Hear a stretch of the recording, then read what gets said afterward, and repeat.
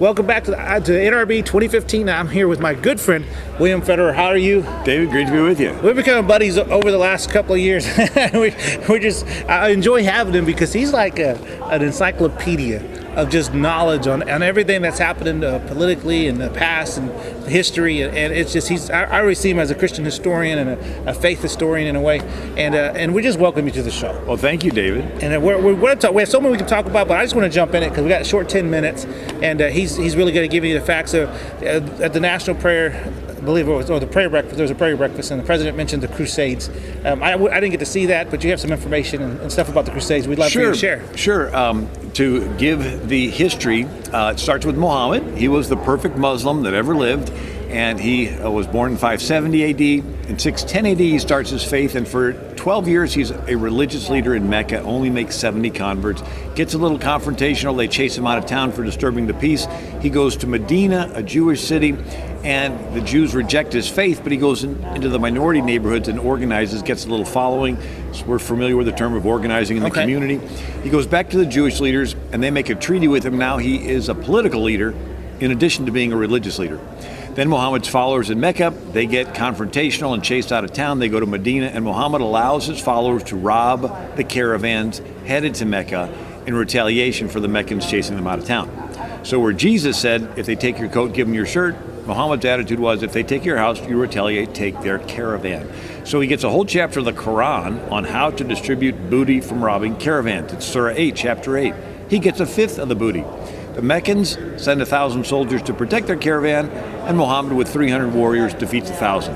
This amazing victory convinces him to be a military leader. So he goes from a religious leader to a political leader to a military leader. He fights in 66 battles and raids. He even used the catapult when he attacked a city called Al-Taif. And when they told him the catapult was killing innocent women and children, his response was, they are among them. So they got to be killed too. And then he beheads 700 Jews in Medina. And so within 5 years of him coming into the Jewish city of Medina, there's not a Jew left in Medina. And because he's the perfect Muslim, Muslims that want to be like him, they imitate him religiously, politically, and militarily. So there's freedom for all religions in America. But Islam is not just a religion, because Muhammad was not just a religious leader. He was a political and a military leader. That's true. And so we see this lightning explosion of the Muslim warriors conquered Jerusalem, which had been a Byzantine Christian city for 3 centuries since Constantine. Muslims conquer Syria, which was the first country to completely be Christian, evangelized by the Apostle Paul. And Antioch, Syria, is where the name Christian was invented. And these Syrian Christians evangelized east like the Greeks did west. So these Syrian Christians evangelized into India, Mongolia, even China during the Tang dynasty in the 600s. Wow. Had a thriving Syrian Christian community. But then there was a Muslim leader named Tamerlane that wiped out the Christian church in Central Asia. And then Muslims invade Egypt, which had been Coptic Christian for 6 centuries. Coptic is the Egyptian word for Egyptian. And Amir ibn al-As invades. They actually cut out the tongues of anybody caught speaking the Coptic language, and that's how they brought in Arabic. And then there used to be 250 Catholic dioceses along North Africa in the 7th century. Wow. Morocco, Algiers, Tunisia, Libya. Now this is 8 centuries before the Reformation. Yes. And the Muslims conquered all in 10 years. They crossed the Pyrenees, the Strait of Gibraltar, and they conquer Spain. Spaniards are fighting on foot with heavy metal swords. Muslims are coming in on Arabian horses, their stirrups, and their scimitar swords. They had the military advantage, and they killed untold thousands, carry away thousands into slavery, and then they cross the Pyrenees Mountains, conquer southern France. They're finally stopped just outside of Paris at the Battle of Tours in 732 AD, exactly 100 years after the death of Muhammad in 632 AD. They go from Arabia to Paris in 100 years. It is a military campaign. Now, why is that battle important? Because there was no other army in Europe. If they were not stopped, the Muslims would have conquered all the way to Poland, and we would be speaking Arabic right now. Wow. Because German, French, English, Spanish would have never developed as languages. We would be like Egypt, where they had their tongues cut out, and they brought in the Arabic language. Well, it takes 700 years to drive the Muslims out of Spain. And then they come around the other side. So everything I just shared is the first Arab Spring. It goes from the Persian Gulf to the Atlantic Ocean. The second is a Turkish Spring. The Turks come in and they conquer what is today Turkey, but back then it was the Byzantine Christian Empire. So all 7 churches mentioned in the book of Revelation were wiped out by the Muslims. Ephesus, Colossae, Galatia, these cities that there's New Testament letters to, were wiped out by the Muslims. And so these Greek Christians beg the Catholic West for help. The West sends help. It's called the Crusades. So that's what the Crusades were. It was trying to stop the Muslim Crusaders. And Richard the Lionheart led the Third Crusade. I'm from a city that's named after the guy that led the Seventh and Eighth Crusades. Really? St. Louis. Okay. St. Louis was King Louis IX of France. He led the Seventh and Eighth. But when the Crusades ended, the Muslims conquered Constantinople, which was the capital of Europe for 1,000 years. It's where the East and West met on the Black Sea and the Mediterranean.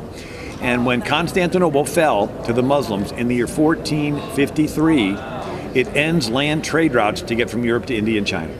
People forget Marco Polo went from Venice, Italy to China in the year 1271, brought back spaghetti, coal, gunpowder, talked about the Chinese having thread from worms, silkworms, talked about the Chinese inventing paper currency, the paper currency, and the Chinese had plates made out of China. We call it China because it came from there. But when the Muslims attacked the caravans and trade routes and sacked Constantinople in 1453, that's when the Europeans looked for a sea route, and a guy named Columbus said, I have an idea, sail west.